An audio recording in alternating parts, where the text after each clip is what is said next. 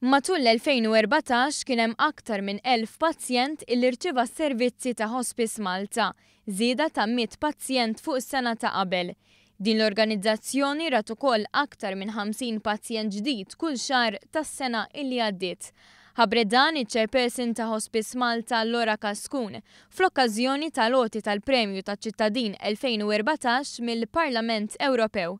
Premju li ra l-qbil ta' nominazzjoni mis-sitt membri Ewroparlamentari Maltin.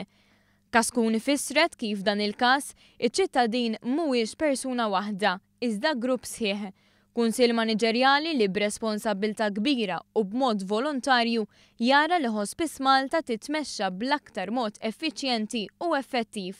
F'dan il-kuntest żiedet li fl-2014 il-volontira taw kważi 12,000 siegħa xogħol volontarju bejniethom. Kaskun saħqet li dan il-premju se jagħtihom ħeġġa għal aktar xogħol. Huwa wkoll taw urir kbira lina lill-membri parlamentari Ewropej kollha qablu u nnominawna kollha kemm huma. Jiġifieri għalina ifisser ħafna, jagħmlilna ħafna kuraġġ.